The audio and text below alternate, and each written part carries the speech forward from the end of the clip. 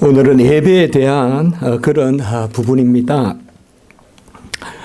오늘 말씀에서 우리는 사마리아 여인에 대한 그 기사를 보게 됩니다.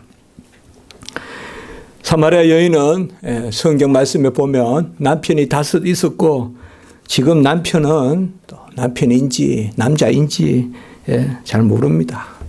아주 불행한 그러한 여인이라 볼 수가 있습니다. 사마리아인입니다. 사마리아인은 유대인들이 상종을 하지 않습니다. 일찍 민족의 혈통이 섞이고 그리고 땅이 더럽혀지고 여러 가지 사마리아는 조건이 나쁘지는 않습니다. 조건이 나쁘지는 않아요. 그쪽과 하면 땅도 평야도 있고요. 그렇지만은 이스라엘 백성이 그 땅은 더럽힌 땅이다. 그렇게 생각하는 곳입니다. 그리고 이 사마리아인의 그런 한계가 있는 그와 함께 이 여인은 부정한 여인이다. 우리가 성경에서 부정한 여인이다 이렇게 나오지는 않지만 남편이 5 있고 또 이미 그 남편은 뭐 어디 갔는지 뭐 이름도 알 수도 없고 떠나고 그리고 지금 있는 또 남자의 의지에서 사는데 어쨌든 어떻게 보나 이 여인은 수치로움이 많았던 여인이다. 그래서 6시쯤 물을 길러러 온다. 이곳이 상당히 뜨거운 곳이거든요. 정오에 물을 길러러 온다는 것은 사람들 눈을 피해서 낯을 피해서 우리가 우물을 어릴 때 보면 우물 기를 때 그 돌도 뜨겁거든요. 시원할 때 우물 길고 그렇게 하는 게 맞잖아요. 그런데 이 여인이 6시 우리 싱하루로 말하면 꼭 해가 중천에 있을 때 12시에 그때 물을 길러 옵니다. 그러면 이 모습을 봤을 때 참 어깨가 축 늘어진 죽지 못해 사는 그리고 수치가 많은 그리고 누구 하나 알아주지 않는 그냥 목숨이 붙어 있어 사는 그런 여인의 모습이 사마리아 여인입니다. 그런데 예기치 않게 그 수치의 정오가 12시가 이제 이 사마리아 여인에게 구원의 시간, 영광의 시간이 되었습니다. 모든 사람에게 소외된 외진 그 시간, 그곳이 바로 하나님을 만나는 시간이고 하나님을 만나는 곳일 수가 있습니다. 세상에서 내팽개쳐지고 세상에서 도무지 의지부치 없는 그런 우리의 시간, 그런 공간, 그런 형편, 그때가 어떻게 보면 주님이 나타나실 때입니다. 이 여인에게 유대에서 올라온 우리 주님이 나타나셔서 2 가지를 말씀하고 있습니다. 첫 번째는 내가 영원히 마르지 않는 생수다. 그러니까 영원히 목마르지 않는 생수. 오늘 14절에 4장 14절에 보면 그 속에서 영생하도록 솟아나는 샘물. 따분하게 날마다 길어서 먹는 그런 물이 아니라 영원히 목마르지 않는 생수. 그 속에서 영생하도록 솟아나는 샘물. 이것은 바로 구원이겠죠. 영생이죠. 영생하도록 솟아나는 샘물에 대해서 먼저 말씀해 주고 두 번째가 이 첫 번째가 바로 구원이라면 두 번째가 바로 오늘 우리가 본 말씀 예배에 대해서 말하고 있습니다. 이 사마리아 여인의 공고함을 구원과 예배로서 치료하고 계시는 것이요. 구원과 예배로서 사마리아 여인을 위로하고 있습니다. 이때까지 어떤 산을 따지고 예루살렘을 따지고 여기서 이제 산에서 예배 드린다면 산당이나 이런 거. 볼 예루살렘에 성전이 있잖아요. 이제는 예루살렘에서 예배 드리거나 성전에서 산에서 예배 드리거나 이런 것들을 이제는 그런 것들을 넘어서서 하나님께 예배 드릴 때가 온다. 하나님께 예배 드릴 때가 온다. 그리고 여태껏은 모르고 예배 드렸지만은 이제 아는 것을 예배 드릴 때가 온다. 오늘 말씀이 여태껏은 알지 못하고 맹목적으로 그냥 돌 앞에 서서 그냥 빌기도 하고 돌기도 하고 그런 식의 예배를 드렸다는 거예요. 그리고 이제 영과 진리로 예배를 드린다. 이렇게 예배에 대해서 말씀하십니다. 다른 거 이야기하지 않아요. 삶의 형편을 묻고 그렇게 하지 않고 참된 예배를 드린다. 참된 예배를 드린다. 그리고 사람이 착하고 사람이 순수하고 그런 것을 찾는 것이 아니라 하나님은 참되게 예배하는 자들을 찾으시니라. 23절에 이렇게 말하고 있어요. 예? 이제 영과 진리로 예배 드릴 때가 오고 그 영과 진리로 예배 드리는 자를 여호와는 찾으시니라. 이게 사마리아 여인에게 우리 주님이 하신 말씀이에요. 집에 먹을 것이 있냐? 누구 만나냐? 어떠냐? 그런 것을 묻지 않으시고 본질적인 질문. 그런 것들은 다 지나가는 것이요. 잠시적인 것이요. 그럴 수도 있고 그렇지 않을 수도 있는 것들이나 본질적인 것. 예배를 가지고 말씀합니다. 이 말씀, 구원과 가라지 않는 생수와 영과 진리의 예배의 말씀을 듣고 사마리아 여인은 완전히 뒤바뀐 그러한 모습을 보이죠. 와서 보라, 그리스도가 아니냐 하고 외치는 거예요. 그 그리스도가 메시아다. 25절, 29절에 그렇게 말씀하고 있습니다. 여러분, 우리가 예질 때, 우리가 수치로울 때, 우리가 공고할 때 무엇으로 우리가 치료를 받겠습니까? 그건 바로 가라지 않은 생수의 근원이신 그리스도를 만나야 되고 그리고 하나님께 영과 진리의 예배를 드려야 됩니다. 예배가 온전치 않으면 공고합니다. 예배가 온전치 않으면 마른 뚜레박을 들고 맨날 기름 먹는 것과 똑같습니다. 물이 아닌 것을, 생명이 아닌 것을 그냥 생명인 줄 알고 기름 먹는 것입니다. 참 경건은 하나님의 계시를 내려받고 예배를 올려드림에 있다. 이거는 저는 이렇게 정의합니다. 이렇게 정의해서 이렇게 표도 만들어보고 계시를 내려받고 예배를 올려드림에 있다. 우리 30주제 책에도 나오죠. 하나님을 아는 참 지식을 먼저 내려받지 않으면 오늘 사마리아 여인과 같이 모르는 것을 예배한다 이 말이에요. 60년, 70년 예배 드리는데도 모르는 걸 예배한다 이 말이에요. 날마다 새벽 예배 드리는데 하나님 누구신지 모르고 예배 드린다 이 말이에요. 참 지식이 없이는 참 예배가 없다. 전도서 5장 1절에 보면 가까이 하여 말씀을 듣는 것이 우매한 자들이 제물 드리는 것보다 낫다. 이렇게 이야기합니다. 가까이 하여 말씀을 듣는 것이 아무것도 모르고 그냥 소와 양과 끌고 와서 제물 드리는 것보다 낫다. 호세아 4장 6절도 보면 호세아서는 그 당시에 음란한 시대를 탄하는데 그 음란한 시대의 핵심이 뭐냐 이거예요. 아는 게 없다 이거예요. 그러니까 호세아서는 아는 게 없으니 인자도 없다. 모르는데 어떻게 하나님을 사랑하냐 이거예요. 이게 호세아서예요. 헤세드, 인자, 다트, 지식. 지식과 인자가 함께 있다. 헤세드가 사랑이거든요. 아가페거든요. 하나님을 모르는데 어떻게 사랑하냐 이 말이에요. 하나님을 모르는데. 그래서 호세아 4장 6절에 보면 내 백성이 지식이 없으므로 망하는도다. 내가 지식을 버렸으니 나도 너를 버려. 이 부분을 잘 읽어봐야 돼요. 제사장이 되지 못하게 한다.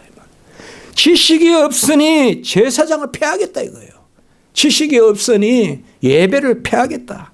제사를 폐하겠다라고 이렇게 말씀하고 말라기 2장 7절에 보면 제사장의 입술은 지식을 지켜야 하며 사람들은 그 제사장의 입에서 율법을 구하여야 하리라. 이렇게 이야기합니다. 여러분 목사의 입에서 뭘 구합니까? 여러분 저에게서 뭘 구하십니까? 제사장의 입에서 율법을 구하여야 하리라. 말씀을 구하여야 하리라. 저는 여러분들에게 줄 게 말씀밖에 없습니다. 그거 조금 기도할 뿐입니다. 다른 거 기대하지 마세요. 말씀밖에 없어요. 이거 말씀하잖아요. 말라기 2장 7절에. 구약의 마지막 예언서. 이때부터 계시가 그칩니다. 주님 오실 때까지. 400년 동안. 제사장의 입술은 지식을 지켜야 하고 사람들은 그의 입에서 율법을 구해야 한다. 성도들이 목사의 입에서 무엇을 구해야 합니까? 윤리를 구합니까? 심리를 구합니까? 세상의 무슨 삶의 도리를 구합니까? 가치를 구합니까? 목사님이 따라다니면서 부동산 계약하는 데 따라가야 됩니까? 목사님 입에서 뭘 구하냐 이 말이에요. 그의 입에서 율법을 구해야 한다. 목사는 차나깨나 기도하고 말씀 붙들고 있는 게 목사입니다. 하나님을 아는 참 지식이 있어야 예배가 후속한다. 예배가 지식이 선행해야 예배가 후속한다. 그래서 호세아 6장 6절에 우리가 잘 알다시피 나는 인애를 원하고 제사를 원하지 아니하며 번제보다 하나님의 아는 것을 원하노라. 얼마나 이 호세아가 절박한지 몰라요. 그러니까 고멜이라는 부정한 여인을 붙여서 아내를 통하여서 그 시대를 깨닫게 하지 않습니까? 얼마나 하나님이 답답함이 이렇게 했겠어요. 그 답답함의 중심에 뭐가 있냐 이 말이에요. 여호와를 아는 지식이 없다 이 말이에요. 여호와를 아는 지식이 없다 이 말이에요. 제가 목요일 날 가니까 프레스에서 그 출판사에서 한 8군데 왔어요. 그 기자들이. 그래서 나중에 이제 한 30분 저보고 먼저 이야기하라고 하고, 그 다음에 뭐 질문을 해요. 기독교 강요가 한국교회에 어떤 의미를 있나요? 오늘날 어떤 의미가 있나요? 그래서 저도 그냥 그렇게 이야기했어요. 가히 종교개혁 전야와 같다. 칼빈이 기독교 강요를 쓴 것은 그리스도를 아는 지식이 조금도 없어서, 그리스도를 아는 지식이 조금도 없어서 하나님의 말씀을 배우고자 하는 사람들, 사랑하는 사람들, 라틴어로 아마스, 사랑하는 사람들에게 그 성경의 진리를 알려고 글을 썼다. 그렇게 물으니 제가 그렇게 대답을 했어요. 그게 바로 호세아의 이 말씀과 다르지 않습니다. 인애를 원하고 제사를 원치 않는다 이 말. 인애 아까 말씀했죠. 진짜 좀 사랑해라 이거예요. 제사 드리고 그냥 그렇게만 하지 말고 성전 뜰만 밟고 간다 그랬어요. 그것을 성전 뜰만 그냥 마음은 안 들어오고 그냥 발만 밟고 간다 그랬어요. 눈먼 것을 드린다고 했어요. 인애를 원하고 제사를 원치 아니하며 번제보다, 번제는 뭐예요? 나를 다 드리는 거잖아요. 번제보다 하나님을 아는 것을 원하노라. 하나님을 아는 것을 원하노라. 이렇게 이야기합니다. 요새 교회에 여러 이야기들을 듣습니다. 사랑의 교회 최고 그 수석 부목사님 말씀이 사랑의 교회는 60%가 모여서 예배를 드린답니다. 그리고 산정여 교회 목사님 또 지난주에 어떻게 만날 기회가 있었어요. 산정여 교회라고 사랑의 교회 바로 옆에 붙어 있는 교회죠. 산정여 교회 그 목사님이 또 코로나 시대 때 예배에 대해서 말씀하세요. 그러면서 온라인 헌금 이런 말씀도 하세요. 온라인 헌금 이런 거 말씀하십니다.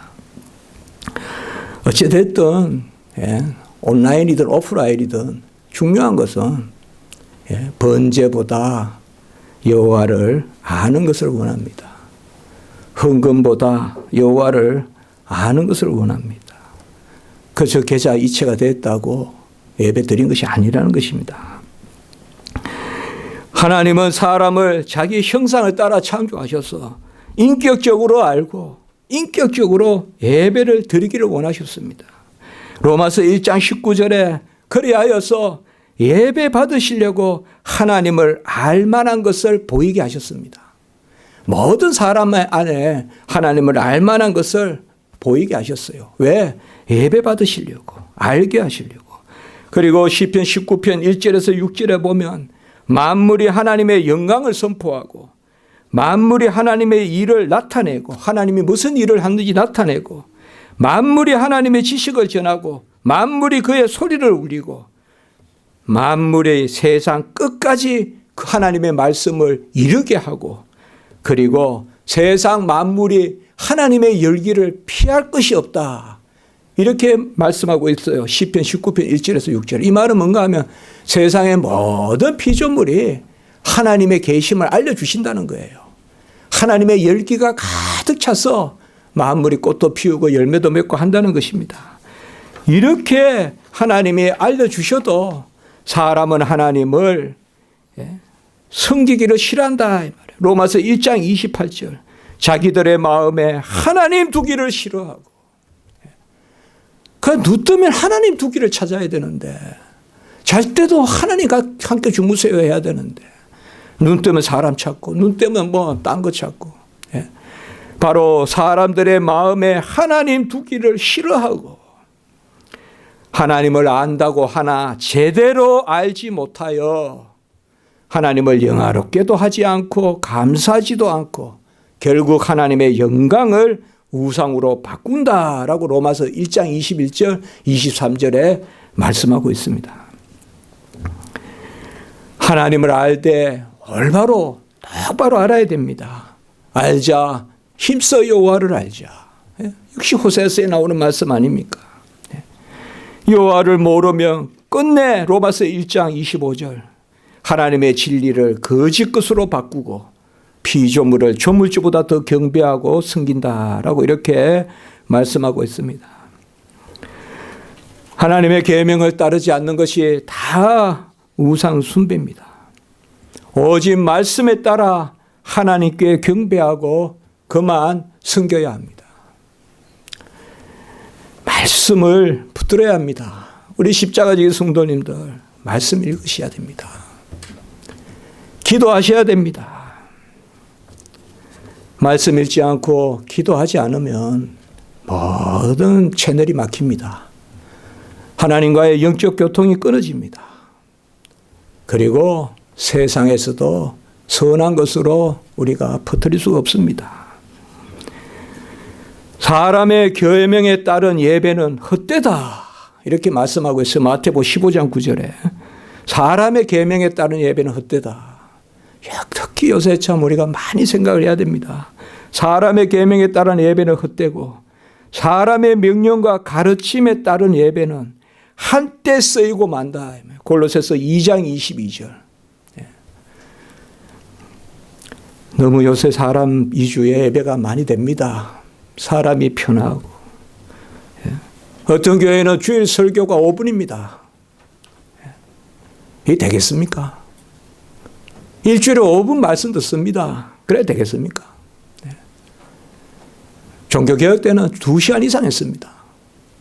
그때 예배를 많이 드렸습니다. 근데 5분 예배를 드립니까? 말씀을. 제가 영국에서 보니까 무슨 교회 예배 드린다고 그 학교 가다가 한번 가보니까 말씀이 없어요. 그냥 계속 찬양하고 뭐 삥삥 뭐 강간소리 같은 거 하다가 막 꼬고 뭐 난리가 나요. 막 그냥 막 뛰어다니고 막 그래요. 막 아주 그냥 후끈후끈해요. 열기가. 그러나 기타 한참 치던 분이 잠깐 말씀하더니 그럼 다 집에 가요. 그리고 예배 드렸다는 거예요.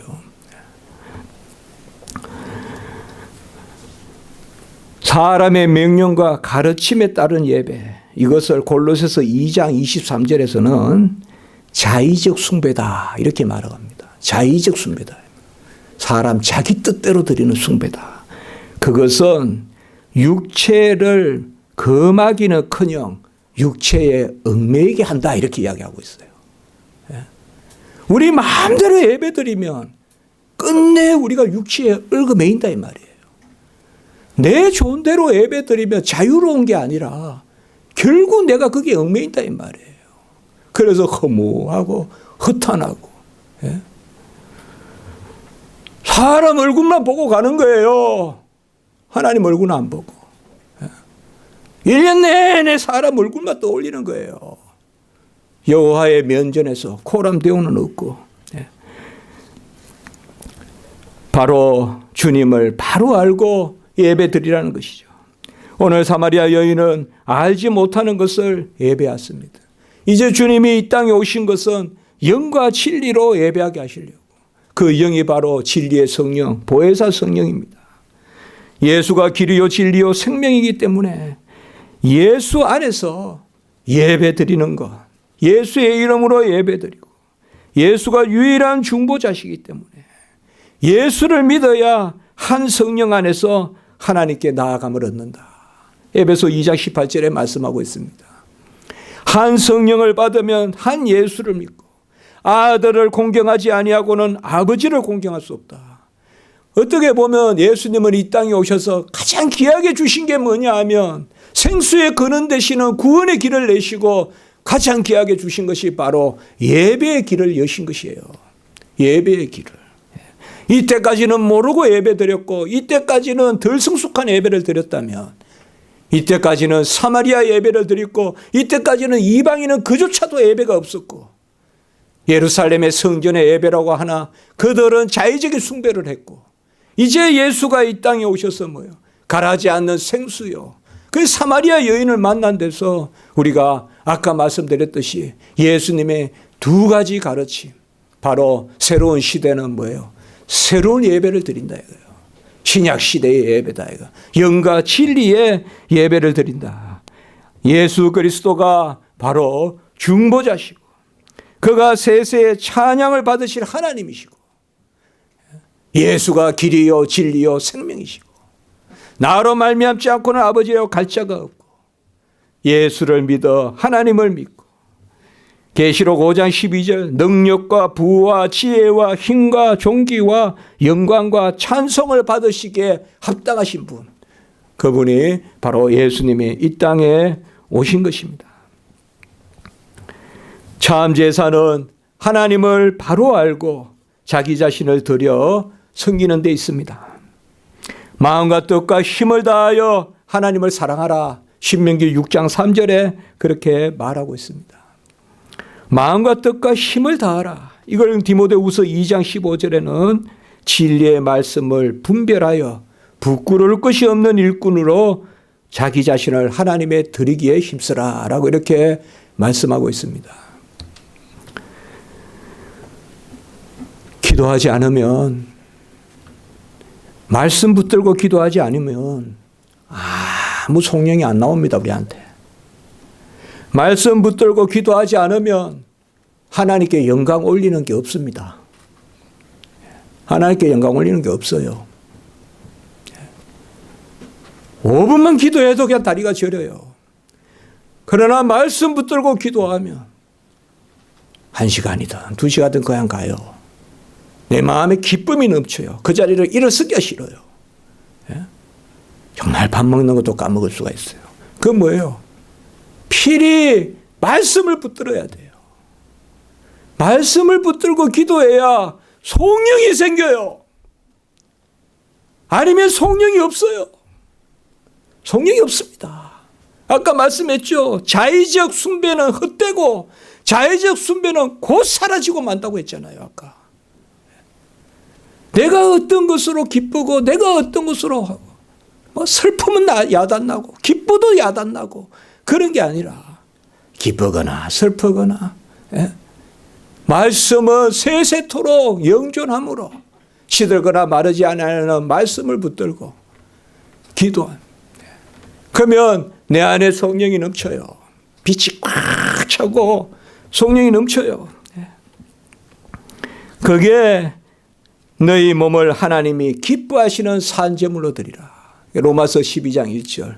이것이 바로 영적 예배니라. 우리 몸을 하나님께 기뻐하시는 산제물로 드린다는 게 뭐겠습니까? 다시 호세아서로 가볼까요? 호세아서부터 선지자들이 가르치는 게 뭐예요?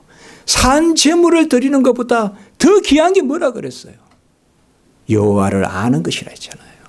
그리고 인자, 여호와를 사랑하는 것. 그래서 로마서 12장 1절에 우리의 몸을 거룩한 산 제사로 드리라.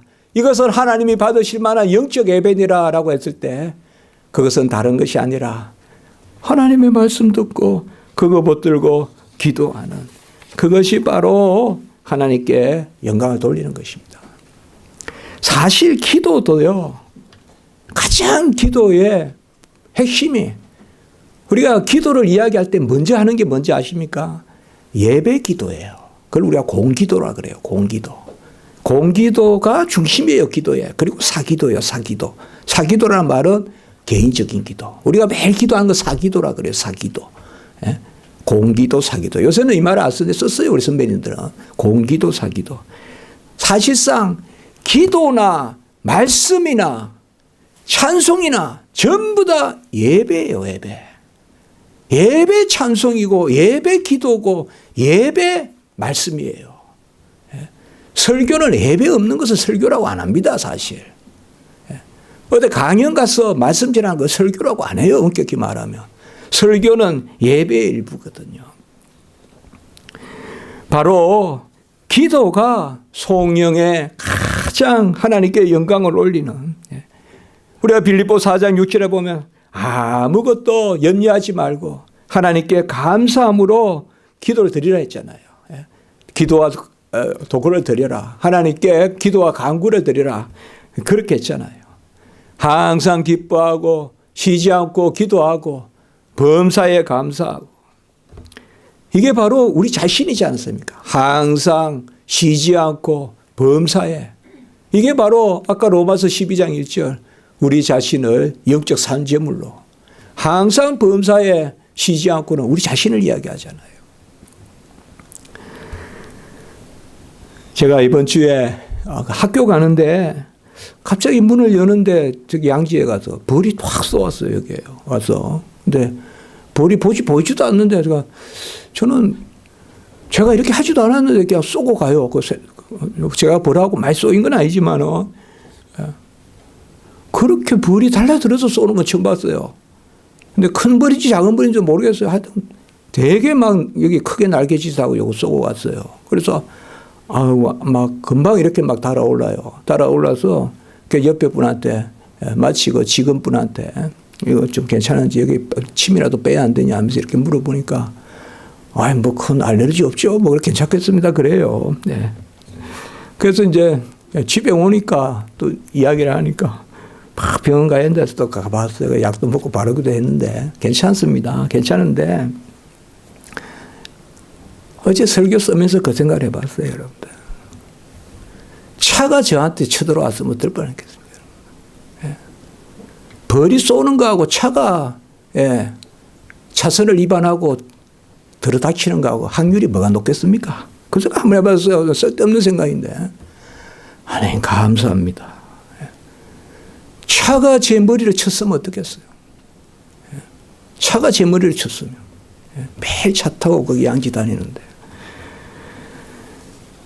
항상 기뻐하고 범사에 감사하고 쉬지 않고 기도하라. 기도가 성령입니다. 기도가 하나님께 영광 돌리는 것입니다. 아무 염려 없이 오직 믿음으로 야고보 1장 6절 낙심하지 말고 누가복음 18장 1절 거룩한 손을 들어 디모데전서 2장 8절. 우리는 지난주에 그 설교 기억나십니까, 여러분들? 교만하지도 말고 지나치게 절망하지도 마라. 잘못했으면 회개하면 되지. 자기 자신을 절망하지 마라. 예? 더 이상 정죄함이 없다 했지 않습니까? 예? 어제인가 그제 뉴스에 어쨌든 그 사정은 모르겠을 때 왜 그렇게 쉽게 절망하고 죽고 이렇게 하냐 이 말이에요. 지난주에 그랬죠. 우리가 이 시대가 너무나 힘들다. 뭐 옹호하고 이런 거 사정을 말하고자 하는 게 아니라 우리 성도님들은 오직 믿음으로 같이 합니다. 낙심하지 말고 거룩한 손을 들어 기도하라 이 말입니다. 기도하라. 낙심하지 마시라 이 말이에요. 여러분 한란은 못 견딜 만하게 오는 거예요. 견딜 만한 한란은 한란이 아니에요. 요셉이 구렁텅이 들어가는 건 못 견딜 만한 거예요. 다니엘이 사자의 앞에 서는 것은 못 견딜 만한 거예요. 다니엘의 세 친구가 불 속에 던져지는 것은 못 견딜 만한 거예요. 이스라엘 백성이 홍해 앞에 서는 것은 못 견딜 만한 거예요. 그건 무슨 소설에 나오는 이야기 아니에요. 뒤에는 세계 최강의 기병이 쫓아와요. 앞에는 홍해가 가로막. 홍해는 아주 넓은 강이에요. 가보세요. 퍼렇고요. 깊어요. 그런데 뭐예요? 하나님은 살리시잖아요. 낙심하지 마라. 더 양심적이다. 더 우리가 선하다. 더 착하다. 이런 말보다 그건 어떻게 보면 그렇게 칭찬이 아니에요. 요새는. 하나님 앞에 담대해야 돼요.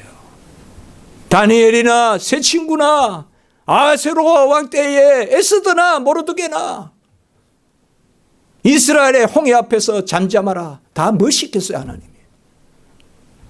6번 돌면서 뭐 했겠어요, 속으로? 기도했겠죠, 기도. 여리고성을 돌 때. 기도하라. 기도하라. 기도하지 않고 어떻게 견딥니까? 아침에 일을 밤에 기도하지 않고 어떻게 견디냔 말이에요. 견디는 게.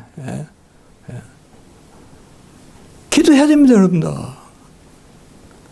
같이 합니다. 기도하기 전과 기도한 후는 다르다. 우리는 낙심할 그러한 자격도 없어요. 왜 자기가 옳다는 바로 실족지 아니하나가 복되다고 로마서 14장 22절에 말씀했잖아요. 내가 옳다는 바로 실족하지 말란 말이에요. 너무 잘했다고도 하지 말고 너무 못했다고도 자책하지 말란 말이에요. 우리가 하나님 섬기고 예배 드리고 하나님 날 사랑하면 됐지. 뭐 그렇게 자책할 필요 있겠습니까?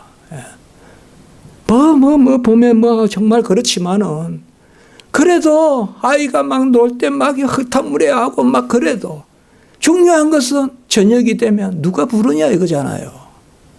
저쪽에서 엄마가 부르잖아요. 그 대걸 같은 기아집으로 들어가잖아요. 우린 그런 사람들이란 말이에요. 바깥에서 놀 때는 뭐 범벅이 돼서 그냥 다 똑같아도 우리는 여호와의 집으로 부르신단 말이에요, 하나님이. 예?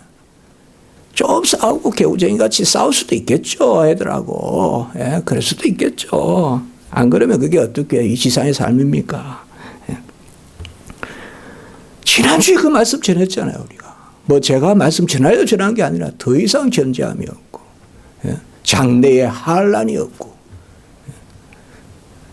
두려움이 없고, 세 가지 이야기했잖아요, 지난 주간에. 정죄함도 없고, 두려움도 없고, 장래에 환난도 없고. 예? 그래서 우리가 누가 그리스도의 사랑의 소리를 끊으리요. 예? 예? 찬송도 들었잖아요. 예? 누가 우리를 그리스도의 사랑에서 끊으리요. 로마서 8장 26절에 보면 성령이 우리를 위하여 친히 간구하신다라고 이야기했습니다. 오늘은 예배인데 왜 지금 기도를 이야기하느냐. 웨스트민스터 신앙 고백서에서는 기도를 예배에서 다루고 있다는 걸 아셔야 됩니다. 이게 맞는 이야기란 말이에요. 예? 우리가 예배의 이 가운데서의 회중의 기도. 예배의 주체가 목사가 아니고 모든 회중이듯이 예배의 기도의 주체도 기도하는 분이 아니라 모든 회중이 기도하는 것입니다. 예배는 성경 봉독과 설교의 선포와 믿음의 들음과 찬송으로 이루어진다. 크게 이렇게 말하고 있습니다. 성경 봉독이 꼭 있어야 되고요. 말씀을 풀고 믿음의 들음이 있어야 된다. 이렇게 이야기하고 있어요. 예. 이것은 성찬으로 말하면 믿음으로 받음이 있어야 된다는 말과 똑같아요.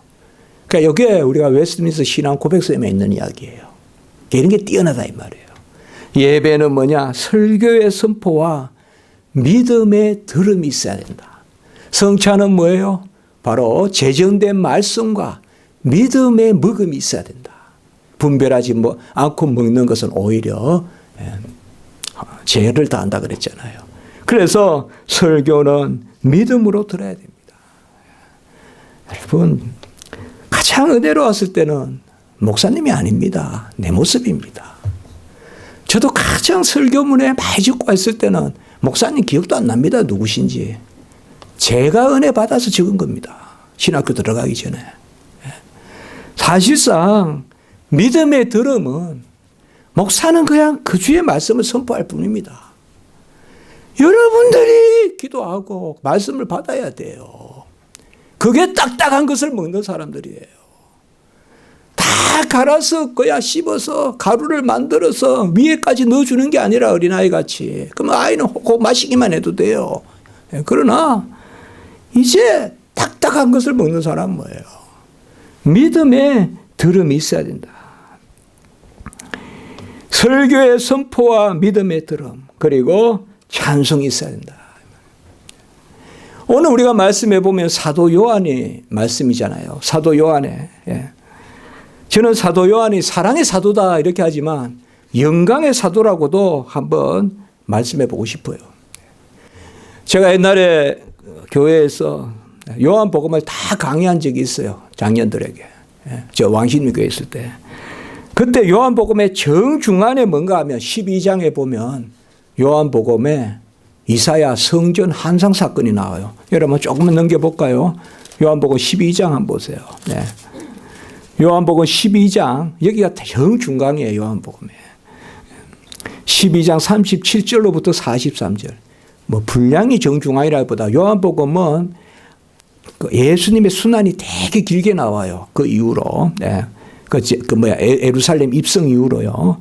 여기에 보면 바로 특별히 38절에 보면 이사야의 말씀인데 우리에게 들은 바를 누가 믿었으며 주의 팔이 누구에게 나타났냐. 그 이사야 성전 환상 사건이라고 그러잖아요. 이사야 6장에 나오는 말씀이죠. 그러니까 요한복음에서 중심적인 것은 뭐냐 하면 영광이에요. 영광이에요. 그리고 요한복음에 우리가 보면 이사야서에 보면 6장에 우시아 왕이 죽던 때에 주께서 높이 들린 보좌에 앉으셨고 이제 이사야가 환상을 보잖아요. 옷자락이 성전에 가락하고 서랍이 천사들이거든요. 6 날개를 펼치고 서랍들이 있다 이 말이에요. 2 날개로는 얼굴을 가리고 2 날개로는 발을 가리고 2 날개로는 난다 이 말이에요. 2 날개로는 난다 이 말이에요. 그래서 거룩하다 거룩하다 거룩하다 만군의 여호와여 그의 영광이 온 땅에 충만하다. 이사야 6장에 그렇게 하죠. 그리고 그 서랍의 하나가 뭘 합니까? 이사야의 입을 지지죠. 제단의 핀숫을 가지고 이사야의 입술에 대고 지지니까 이사야가 뭐라고 합니까? 내가 여기 있사오니 나를 보내소서 이렇게 이야기합니다. 그리고 이 성전 환상에서 중요한 것은 뭔가 하면 2 가지가 있는데 듣기는 들어도 듣지 못하고 보기는 보아도 보지 못한다 많은 사람들이. 그래서 이미 10분의 1만 남았는데 더 하나님이 쳐서 없애신다. 거루터기를 이야기해요. 그리고 여기에서 거루터기에게는 하나님이 지식을 주신다. 이렇게 이야기해요. 그래서 성전 환상 이사야 6장에서 거룩하다 거룩하다 거룩하다. 이것이 사도 요한에게 가장 중심적인. 그래서 제가 기도하면서 생각해 봤어요. 이사야 1장 14절에 독생자의 영광을 보니 바로 영광이란 말이 나오죠. 영광이란 말. 헬라어로 독사라 그래요. 독사. 영광. 영광. 영광을 보니 은혜와 진리가 충만하다. 바로 요한복음에서 예수님이 이 땅에 참빛으로 오셨는데 요한복음 1장 9절 그 참빛인 예수는 생명인데 요한복음 1장 4절 그러니까 생명이신 예수 그리스도께서 참빛으로 오셨는데 그 참빛을 보니 은혜와 진리가 충만하다. 그 참빛이 누구냐? 바로 독생자의 영광이다. 영광. 그 영광 가운데 요한복음 12장에 주의 영광을 이때가 뭔가 하면요. 예수님이 이제 예루살렘에 십자가 달리시고 구원을 이루러 오셨는데 그들이 주의 영광보다 하나님의 영광보다 사람의 영광을 사랑하였더라. 요한복음 12장 43절에 나오거든요. 그러니까 영광을 중심으로 이야기하는 거예요. 영광을 중심으로. 여러분 사도 요한이 누굽니까? 세베대의 아들이에요. 요한과 야고보. 세베대의 아들인데 누구라고도 불려요. 바로 보아너게 우레의 아들이라고 불려요. 아주 성격이 개팍했다 이 말이에요. 천둥치듯이. 그 사도 요한이 변화되어서 주의 영광을 바라본 거예요. 주의 영광을 바라본 거예요. 이 영광이 언제 가장 나타납니까? 요한계시록에서. 요한계시록에서. 제가 이렇게 기도하면서 이 말씀들을 잘 생각했어요. 요한계시록 우리가 1장에 보면 4장에 보면 뭐예요? 보좌에 앉으신 이를 보고 그 보좌에 앉으신 이가 뭐예요? 끌리는 옷을 입고 똑같죠. 요한복음 12장과. 요한복음 12장에도 뭐예요? 예수님이 옷을 그 이사야 선지자와 똑같죠. 이사야 6장에도 보면 옷을 끌고 나타나시잖아요. 그러니까 이사야 6장에서 나타나신 그 말씀과 그 주님과 그리고 요한복음 12장에서 사도 요한이 말씀하는 것과 요한 계시록에서 그 밤모섬에 유배되었을 때 다시 요한은 하나님의 영광의 임재를 체험하는 거예요. 거기에서 한상 가운데. 그리고 우리 예수님이 사자 같고 송아지 같고 사람 같고 독수리 같은 내 생명이 뭐라냐?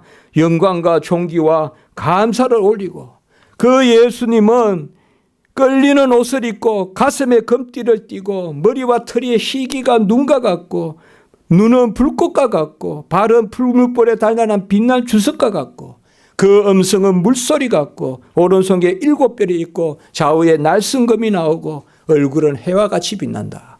제가 왜 이렇게 말씀하냐면 이것이 예수의 가장 중요한 모습이에요.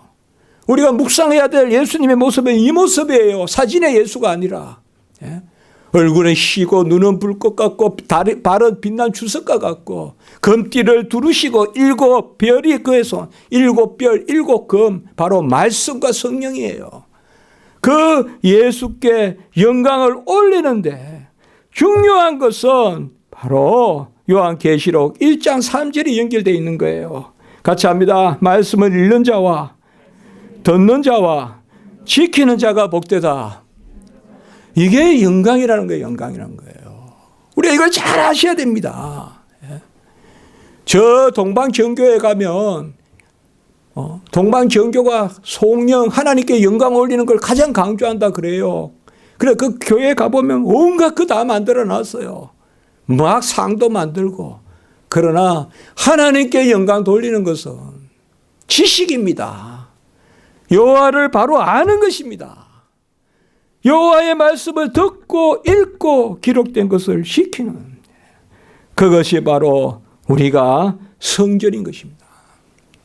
제가 그렇게 생각해 봤어요. 기도하면서. 이런 말씀을 우리가 모르면 제가 사도 요한의 이 말씀을 기억함으로 영광에 대한 이 설교도 하지 않습니까? 그 제 마음이 확 막 찬송을 했어요. 영광, 영광의 주 막 찬송했어요. 옛날 교회에서는 대성교회에서는 항상 예배 전에 이렇게 모든 영광 하나님께 찬송됐거든요. 그래서 제가 감사했어요. 하나님께. 하나님 제가 말씀을 아니까 들었으니까 영광하니까 요한복음 1장 14절도 떠오르고 그리고 12장도 떠오르고 요한계시록도 떠오르고 그래서 사도 요한이 가만히 기도해 보니까 그는 우리의 아들이었는데 천둥과 같은 성격의 소유자였는데 하나님의 영광의 임재가 듣는 자와 읽는 자와 행하는 자가 복되도다. 이런 말씀이 이런 내 안의 감사가 막 정말 막 빛이 꽉 들어오는 것 같아요. 영광 영광의 주 영광 영광의 주 밝은 갑이 내게 비추었네.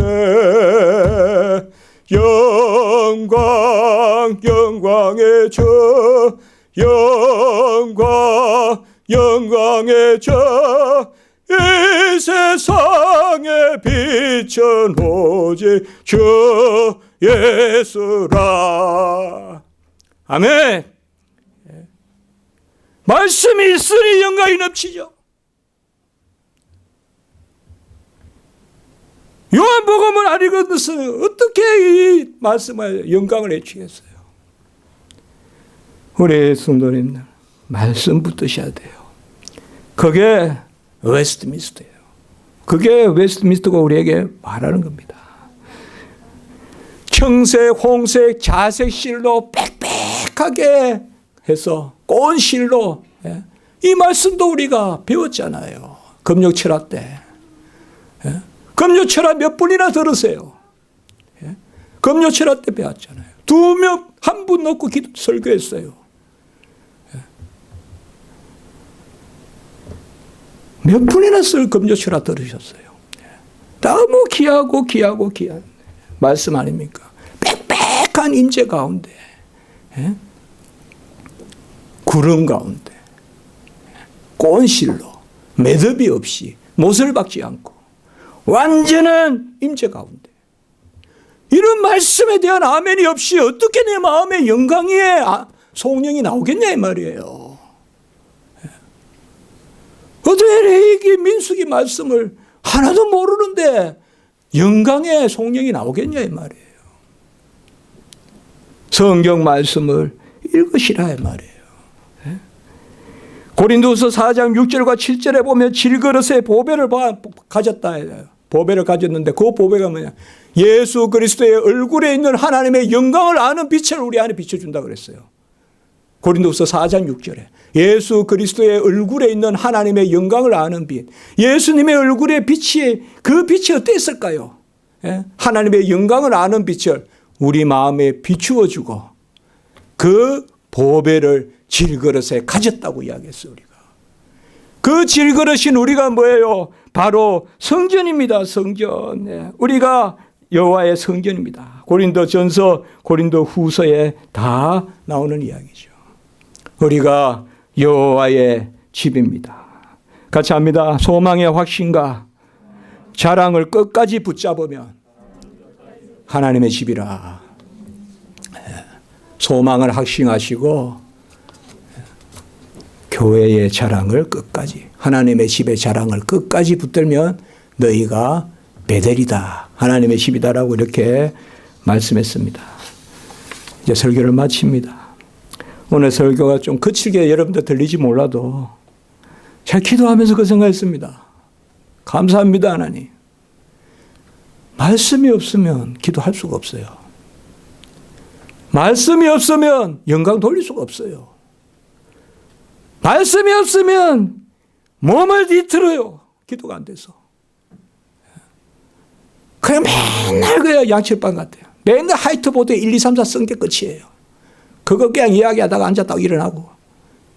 그게 아니라 말씀이 있으면 쭉 말씀이. 어려운 말씀 공부하라는 게 아닙니다. 듣고 그 들은 말씀 또 새기고. 우리 십자가지 성도님들 꼭 그렇게 하시기 바랍니다. 그 말씀이 나에게 천금과 같은 보화가 되고 보배가 되고 그 말씀이 나에게 길을 알려주고 그 말씀이 나에게 수렁에서 건져주고 그 말씀이 마지막까지 나를 붙들어서 간혹은 사렙다 가부와 같이 먹고 죽자 하는 그런 자살 충동이 있을 때도 선지자의 말씀으로 회복되는 그런 걸 볼 수가 있다 이 말이에요. 말씀입니다. 너무 이 세상이 험악합니다. 죄를 짓는 모습도 험악하고 죄를 짓고 나서 행동하는 모습도 험악하고 너무 험악합니다. 우리 성도님들 이럴 때 우리가 더욱 예수 그리스도에 의지하고 영광 돌리는 그런 은혜가 있기 바랍니다. 기도드리겠습니다. 거룩하고 자비로우신 하나님 아버지, 영광을 받으시옵소서. 거룩 영광을 받으시옵고 우리가 영광의 도구가 되게 하시고 주의 영광에 참여함으로 온전한 그리스도의 어떠하심과 성품을 담게 하시고 오직 하나님의 뜻을 쫓아 기쁨과 감사와 즐거움과 찬미로 삶을 살아가는 저희들이 되게 해 주시옵소서. 우리 성도님들 은밀한 가운데 드리는 기도 들으시고 여호와의 지식이 날마다 더하게 하시고 질그릇에 가진 그 보배가 그리스도의 얼굴에 있는 하나님의 영광을 아는 빛이 우리 성도님들에게 가득할 수 있도록 인도해 주시옵소서. 주 예수 그리스도의 이름으로 감사하며 기도드리옵나이다. 아멘.